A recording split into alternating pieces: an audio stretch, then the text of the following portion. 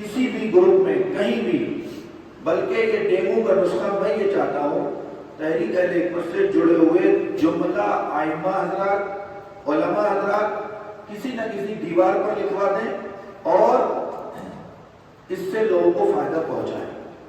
Dengue ایک بخار ہے، اس بخار میں پلیٹلیٹس کم ہو جاتے ہیں، جس کی وجہ سے خون کا بہاؤ خون جاری ہو جاتا ہے، بہاؤ شروع ہو جاتا ہے اور نتیجے میں انسان کی موت ہو جاتی ہے۔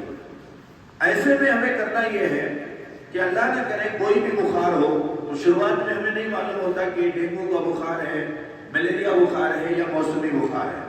اس کے لیے فوری طور پر جیسے ہی بخار آئے تو ہمیں احتیاطی تدابیر کے طور پر جو بھی دوائی کہیں سے بھی کھا رہے ہیں کھاتے رہیں، لیکن پپیتے کی پتیوں کا استعمال کرنا شروع کر دیں۔ 3 عدد پپیتا کی پتی لیجئے، اس کو چھوٹا چھوٹا ٹکڑا کر لیجئے اور 2 گلاس پانی میں کھولائیے۔ جب یہ آدھا گلاس پانی باقی رہ جائے تو یہ بخار کے مریض کو پلا دیجئے۔ انشاءاللہ اس سے ایک دن میں 20 سے 30 ہزار پلیٹلیٹس بڑھ جاتے ہیں۔ دوسری طرف ایک سیب کاٹیے، اس سیب کے چھوٹے چھوٹے ٹکڑے کیجئے، اس پر حسب ذائقہ کالا نمک چھڑک لیجئے، نمک سیاہ جس کو کہتے ہیں، اور آدھا نیمبو چھڑک لیجئے۔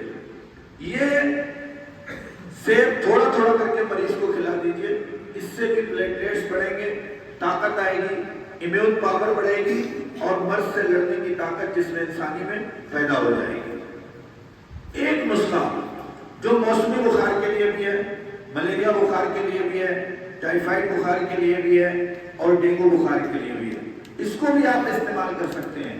بخار کی کہیں سے کوئی دوا کھا رہا ہے آپ کھاتے رہیے، کوئی علاج کرا رہا ہے کراتے رہیے، لیکن اس جوشاندے کو استعمال کیجئے جس کا کوئی سائیڈ ایفیکٹ نہیں ہے۔ الحمدللہ کرنا کیا ہے، 1 چمچ اجوائن دیسی لینا ہے۔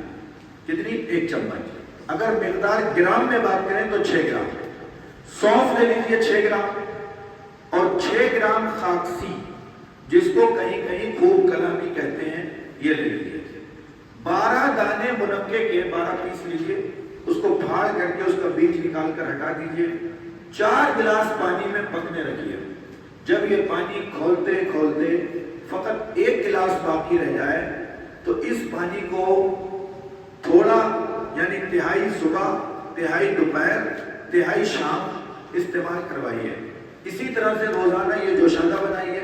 اللہ نہ چاہا جو لوگ بھی اس اصول کو اپنائیں گے، اس تدبیر کو اپنائیں گے، اس نسخے کو اپنائیں گے، انشاءاللہ وہ ڈینگو سے محفوظ رہیں گے، اور اگر انہیں ڈینگو کا مرض ہو بھی گیا تو انشاءاللہ ان کی جان بچ جائے گی۔ اس نسخے کو عام پبلک کی سہولت کے لیے جان بچانے کی نیت سے زیادہ شیئر کیجیے۔